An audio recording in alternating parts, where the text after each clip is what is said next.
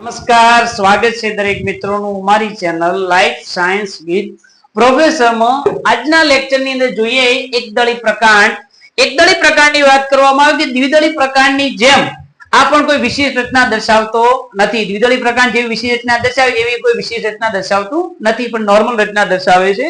તો કે સૌથી પહેલું બહારનું સ્તર જેનું નામ છે અધિસ્તર, રાઈટ, એ ગોઠવણી પણ નોર્મલ છે.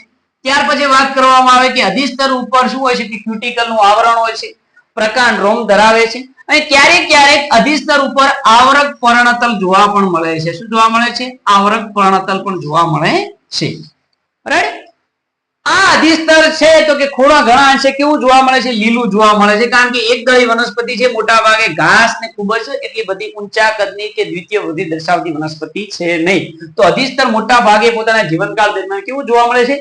લીલું જોવા મળે, હરિતકણ યુક્ત ધરાવે છે, અને એના ઉપર જ વાયુ રંધ્રો, પર્ણરંધ્રો અને હરિતકણ આવેલા હોય છે. ત્યાર પછી વાત કરવામાં આવે કે એકદળી પ્રકારનું જે અધસ્તર છે, તો એકદળી પ્રકારનું અધસ્તર છે દઢોતક પેશીનું બનેલું. શાનું બનેલું છે? દઢોતક પેશીનું બનેલું. દઢોતક પેશીનું બનેલું છે, એના કારણે આ પેશીનો એ ભાગ કેવો જોવા મળે છે? મૃત જોવા મળે છે. ત્યાર પછી બાહ્યક આવે છે કે બહુસ્તરીય ગોઠવણી ધરાવે છે, અને અંતસ્તર પણ કેવી ધરાવે છે? કે નોર્મલ ગોઠવણી ધરાવે છે. પરિચક્રની વાત કરવામાં આવે કે અંદરની તરફ જલવાહક ને અંડવાહકના એકમો આવેલા, જેની અંદર એક ખૂબ જ ઇમ્પોર્ટન્ટ વસ્તુ એ છે કે પરિઘ તરફના જે વાહિપુલો, પરિઘ તરફના જે વાહિપુલો છે એ કેન્દ્રમાં આવેલા વાહિપુલો કરતા કેવા છે? નાના છે. કદમાં કેવા છે? નાના છે. એક આ વસ્તુ આપણે યાદ રાખવાની છે. અને દ્વિદળી પ્રકાંડની વાત કરવામાં આવે તો કે દ્વિદળી પ્રકાંડની અંદર આપણે મજ્જાસુ કિરણો કે મજ્જકીય કિરણો જોવા મળતા હતા. એકદળી પ્રકાંડમાં આવું કંઈ જોવા મળતું નથી.